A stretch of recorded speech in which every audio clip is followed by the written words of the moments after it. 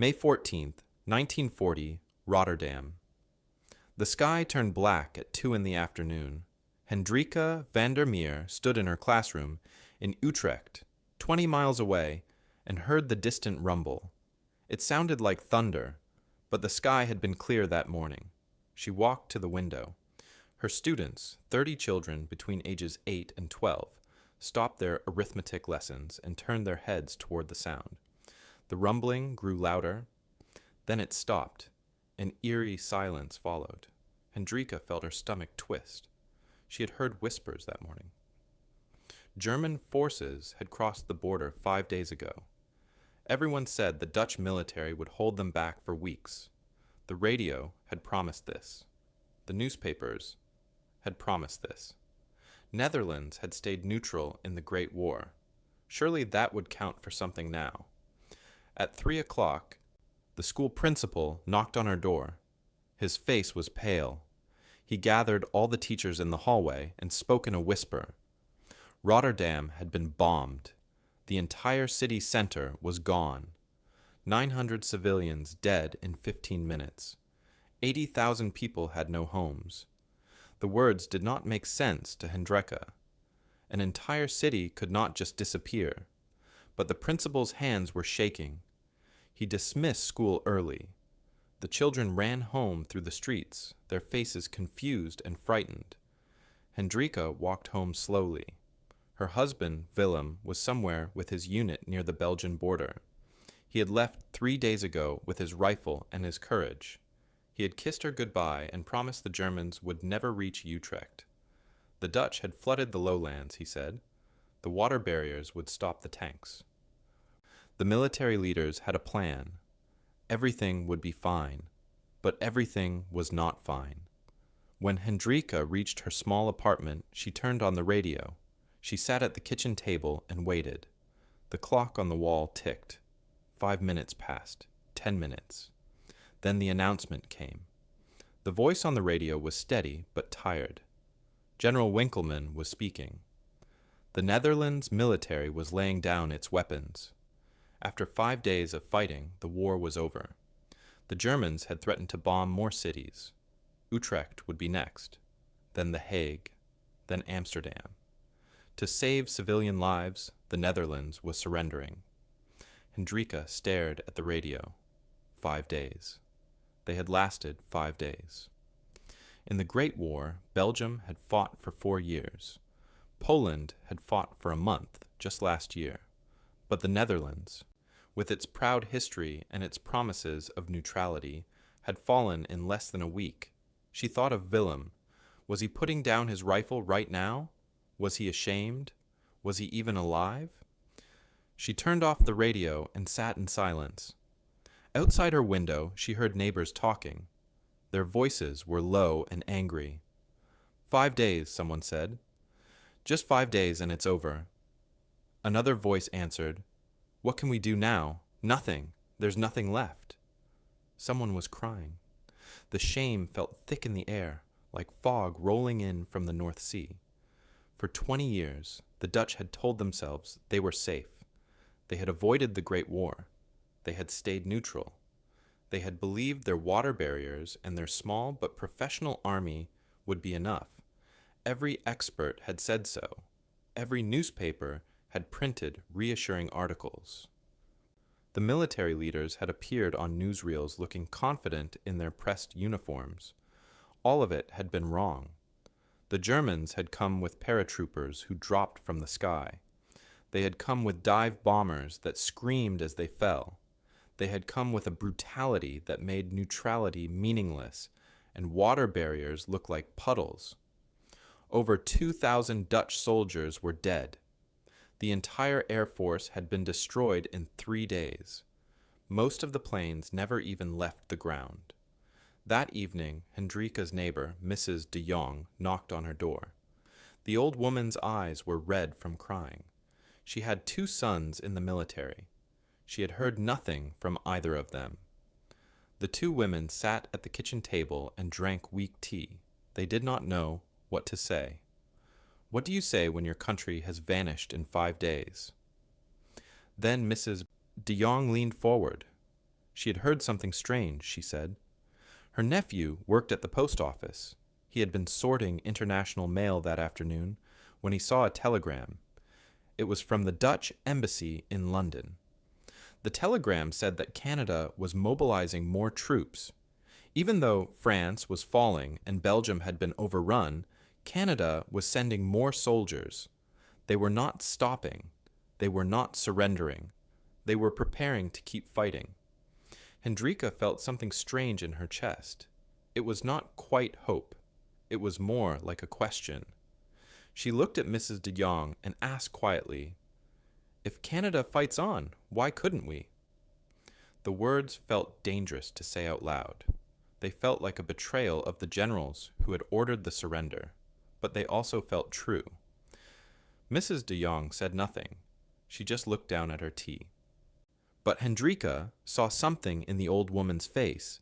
It was the same question, the same small rebellion against the shame. Across Utrecht, across all of the Netherlands, in thousands of apartments and houses, the same question was being whispered. The Dutch military had laid down its weapons. The government had surrendered. The experts had been wrong about everything. But somewhere across the ocean, a country most Dutch people had barely thought about was refusing to quit. Canada was fighting on while the Netherlands fell silent under German boots. And in that contrast, in that gap between surrender and resistance, something began to grow in the hearts of ordinary people. It was small and fragile and dangerous. It was the first spark of defiance. The question Hendrika asked would be asked 10,000 times in the coming weeks, and slowly, quietly, in whispered conversations and secret meetings, some people would begin to find their answer. The German soldiers marched through Utrecht in perfect rows. Their boots hit the cobblestones in rhythm. Hendrika watched from behind her curtains. She had been doing this for 3 weeks now, watching and waiting. Willem had come home after the surrender. He would not talk about what happened at the front. He sat in their apartment and stared at the wall. His rifle was gone. His unit was dissolved. His country was occupied. But something else was happening in the darkness. Mrs. de Jong knocked on Hendrika's door one evening after curfew. The old woman looked nervous. She carried a small object wrapped in cloth. Inside Hendrika's kitchen, with the curtains drawn tight, Mrs. de Jong unwrapped it. A radio. Not the official German-approved radio that sat in Hendrika's living room. This was smaller, hidden, illegal. The Germans had ordered all Dutch citizens to turn in their radios or register them. Only approved stations could be heard. But Mrs. de Jong's nephew at the post office had kept this one. He was sharing it with trusted neighbors. That night, Hendrika and Willem huddled close to the small radio. They kept the volume so low they had to press their ears against the speaker. At 9 o'clock they heard it, a voice speaking Dutch. It came from London, from the BBC. The voice was clear and strong. It told them news the German newspapers would never print. Canadian forces had evacuated from France. They had escaped at Dunkirk. They were regrouping in England. They were training. They were preparing. They had not given up. Then another voice came on. Hendrika gasped. It was Queen Wilhelmina, their queen who had fled to London when the Germans invaded. Her voice trembled with emotion as she spoke. She praised the Canadian resolve. She said that even though the Netherlands had fallen, the spirit of the Dutch people had not. She urged them to hope. She urged them to remember who they were. She said that one day they would be free again. Willem looked at Hendrika. For the first time in 3 weeks, his eyes were not empty. He squeezed her hand. The next morning, Hendrika went to school. She taught her students their lessons. But in her mind, she kept hearing the Queen's voice. She kept thinking about Canada fighting on. At lunch, she whispered to another teacher, a young woman named Anna. Did Anna know about the BBC broadcasts? Anna's eyes grew wide. Then she nodded slowly. Yes, her brother listened too. There were others, they were careful. They only told people they trusted. By August, the whispers had grown into something more. Hendrika learned there were groups forming, small groups. 4 people here, 6 people there. They called themselves resistance cells, though they did not use that word out loud. They met in basements, in attics, in back rooms of shops. They were not soldiers. They were teachers and shopkeepers and factory workers. But they were doing something. They were refusing to cooperate. Hendrika joined a group that met in a baker's cellar. There were 5 others. They pooled their money, guilders, not much, a few coins each week. The baker, a man named Peter, spoke quietly. My cousin in England wrote to me. The Canadians are training day and night. They haven't forgotten us. A factory worker nodded. If they can keep fighting from so far away, we can fight here, in our own way. A young nurse added, every guilder we collect, every paper we print, it's our way of saying we haven't surrendered either. They called it the Orange Fund, named after the Dutch royal family. The money went to families whose men had been arrested. It went to buy food for Jews who were being restricted. It went to support the underground newspapers that were starting to appear. By September, groups like theirs existed in every neighborhood. An estimated 400 cells across the Netherlands. All of them small, all of them secret, all of them inspired by the idea that somewhere, someone was still fighting. The underground newspapers were simple. Printed on cheap paper with hand-cranked machines hidden in attics. The most famous was called Het Parool, which meant the password. It started in September 1940. At first, only a few dozen copies, but by the end of the year, 40,000 people were reading it. The newspapers printed the truth. They told stories about Canadian training exercises, about Allied victories in North Africa, about German losses the official papers never mentioned. Each paper was read and then passed to another trusted person. Each paper reminded the Dutch that they were not alone, that resistance was possible. Hendrika's group did more than collect money. They acted, small acts, careful acts. Hendrika's husband worked in a textile factory that made uniforms for German soldiers. The workers began making mistakes. A sewing machine would break. A shipment would be delayed. Production slowed by 30% over 3 months. When the German supervisors demanded answers, the Dutch foreman shrugged. Equipment failures. What could be done? The Germans suspected sabotage but could prove nothing. In Amsterdam, the resistance grew bolder. February 1941. The Germans began arresting Jews in the old Jewish quarter, rounding them up like cattle. On February 25th, the dock workers refused to work. They just stopped, walked off the docks. 300,000 workers across Amsterdam joined them. It was the first major strike in occupied Europe, the largest protest against Nazi treatment of Jews anywhere. For 2 days, Amsterdam was silent except for the sound of people walking in the streets, standing together, refusing to move. Hendrika heard about the strike on the BBC. Her heart swelled with pride. She whispered to Willem, "They're fighting back. Our people are still fighting." Willem nodded. "Canada showed us it was possible," he said. Then came the news of the cost.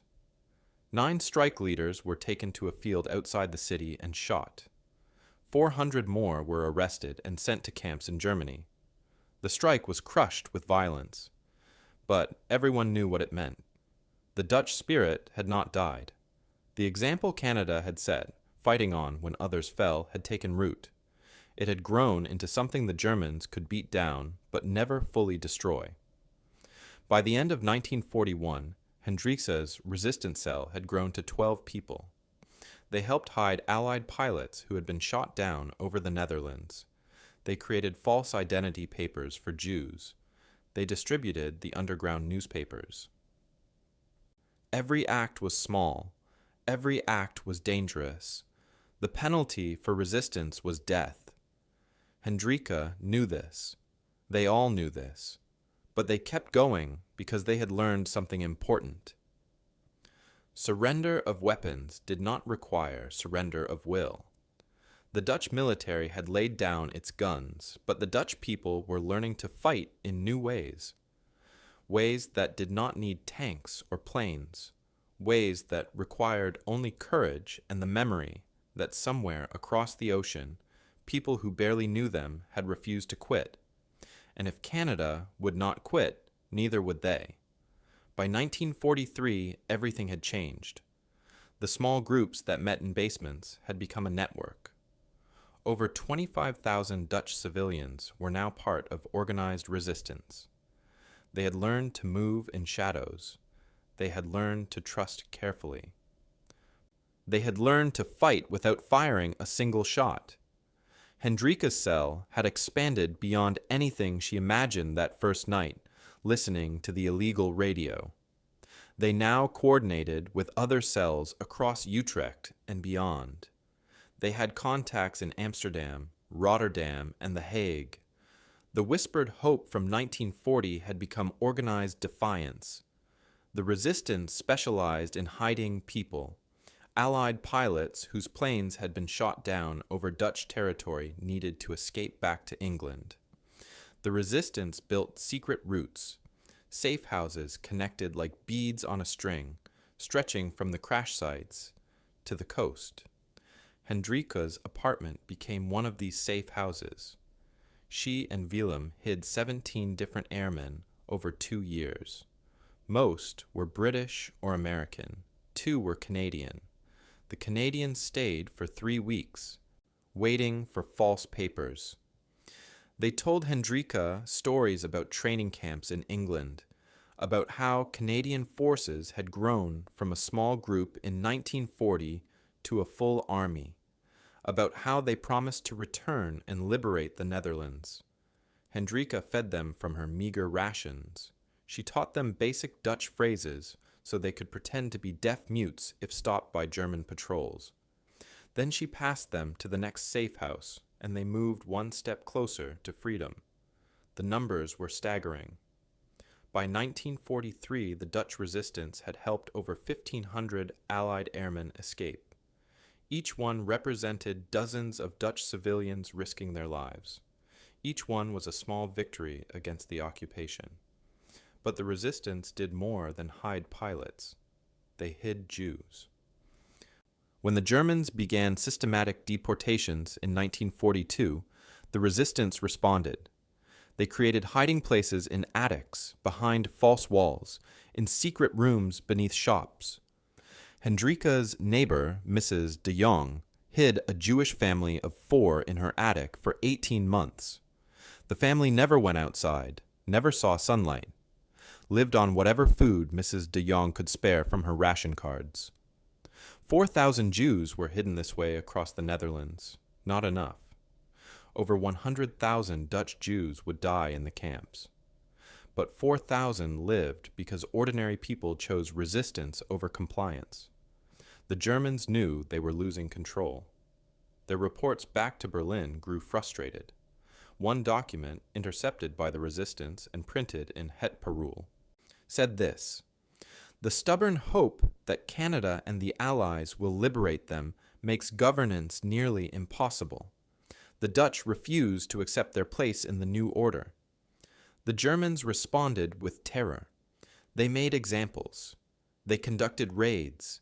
They offered rewards for information about resistance members.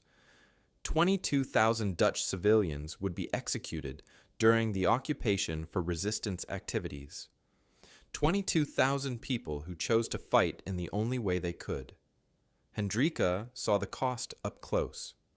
In the spring of 1943, someone betrayed their cell. The Gestapo came at dawn. Hendrika and Willem were not home. They had been at a midnight meeting and were sleeping at Anna's house, but they arrested 6 members of their group. Hendrika learned the names slowly, the baker who had hosted their first meetings, a postal worker, a school teacher from another district, 2 factory workers, a nurse. They were taken to a prison in Amsterdam. 3 were sent to camps in Germany and never returned. 3 were shot after a brief trial. The baker, the kind man who had given Hendrika day-old bread to feed the hidden airmen, was executed on his 52nd birthday. The danger became more real every day, but the resistance continued. They adapted. They became more careful. They created smaller cells so that if one was caught, others would survive. They developed code words and secret signals. A flower pot in a certain window meant safe. A closed curtain at noon meant danger. They moved constantly, never meeting in the same place twice. Then came the winter of 1944. It would be remembered as the Hunger Winter, the Hunger Winter. The Germans, angry at Dutch resistance and Allied advances, blocked food supplies to the Western Netherlands. The trains stopped running. The barges stopped moving. Cities like Amsterdam and Rotterdam, which depended on food from the countryside, began to starve. Rations dropped to 400 calories per day. Then 300, then less. People ate tulip bulbs. They stripped bark from trees and boiled it into soup. They burned their furniture to stay warm because there was no coal. Hendrika grew thin. Everyone grew thin. She could see the bones in William's face. Her students came to school pale and weak.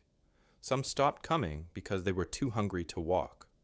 One morning, standing in a bread line, Hendrika overheard 2 elderly women talking. "Do you think the Canadians will really come?" one asked. The other replied, "They promised in 1940 they would keep fighting. They're still fighting now. That means something." The first woman nodded slowly. "Then we keep going too. We don't give the Germans the satisfaction of breaking us." By the time the winter ended in April 1945, over 20,000 Dutch civilians had starved to death. Hendrika attended funerals every week. She watched Mrs. de Jong bury her husband, who died because he gave his food to the Jewish family hiding in the attic. The old woman stood at the grave with hollow eyes, but she did not cry. She told Hendrika that he died doing what was right. That was enough. Through all of this, the resistance never stopped. Even starving, they continued their work. They distributed illegal newspapers. They hid people. They sabotaged German equipment. They waited for liberation. And in April 1945, it came. The 1st Canadian Army crossed into the eastern Netherlands. The news spread through the underground network faster than any newspaper could print it. Canadian soldiers, tanks with maple leaf flags, coming to fulfill the promise they had made 5 years ago. Hendrika heard about the advance on April 12th. She stood in her apartment, thinner than she had ever been, wearing clothes that hung loose on her frame, and she cried. Not from sadness, from relief, from vindication. Canada had not forgotten them. The distant country that had inspired that first dangerous question in 1940 was here, actually here, keeping the promise to fight on. By the end of April, Canadian forces were in Utrecht. Hendrika stood on her street with thousands of other Dutch civilians. They had sewn orange flags in secret, hiding them for years, waiting for this moment. Now the flags hung from every window. The Canadian tanks rolled down the cobblestone streets. Soldiers sat on top, smiling, waving, throwing chocolate and cigarettes to the crowds. The Dutch people surged forward. Old women kissed the soldiers' hands. Children climbed on the tanks. Men who had fought in secret for 5 years openly wept. One man grabbed a Canadian soldier and said through tears, "You kept your word. When our own government surrendered, you never stopped. We remembered that every single day." A woman holding her child shouted, "We told our children about Canada. We said they're coming. They promised. And you came. Hendrika pushed through the crowd until she reached a tank. A young Canadian soldier, barely 20 years old, sat on the turret. His uniform was dusty, his face was tired, but he was smiling. Hendrika looked up at him and said in broken English, "Thank you for not stopping. Thank you for remembering us." The soldier looked confused. Then another Dutch woman explained.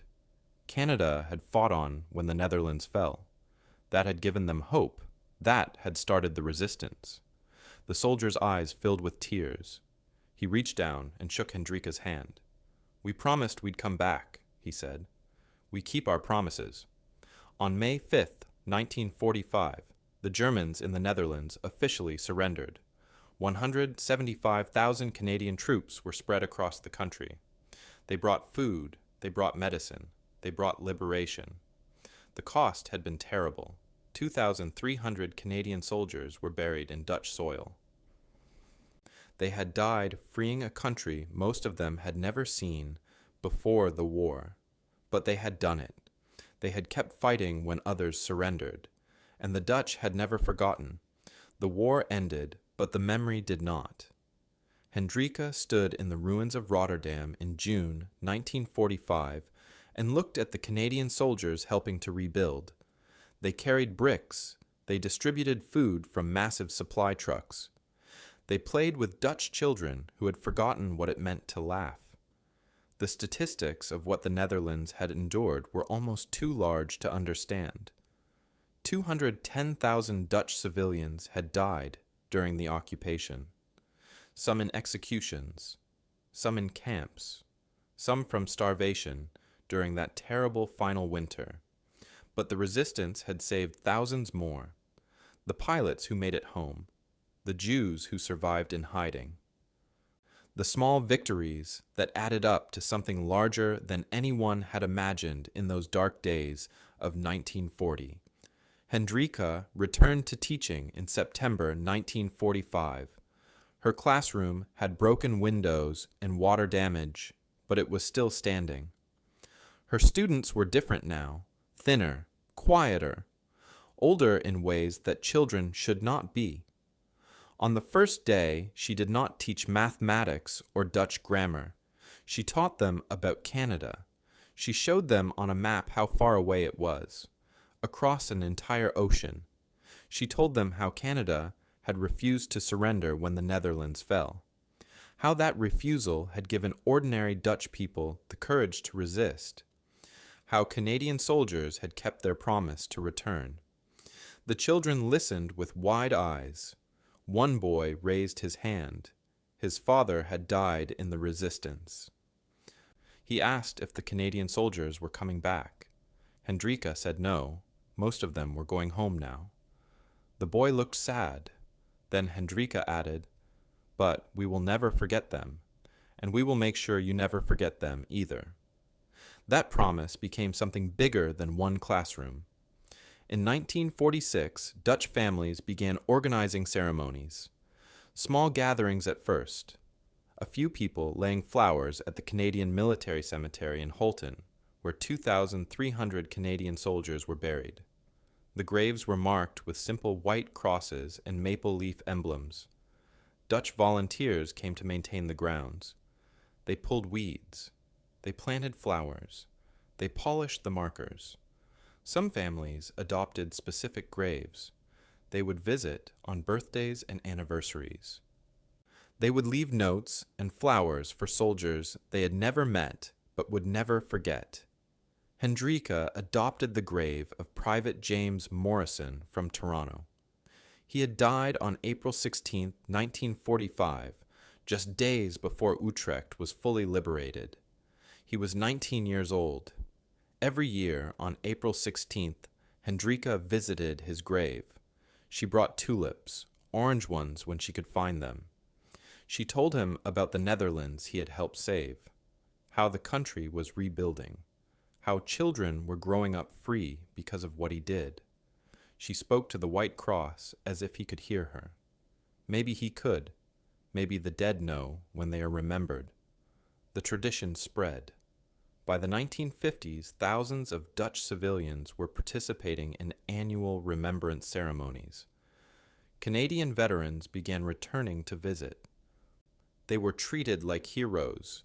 Families invited them into their homes, fed them the best meals they could afford, showed them the hiding places where they had sheltered Allied pilots, took them to the sites where resistance members had been executed.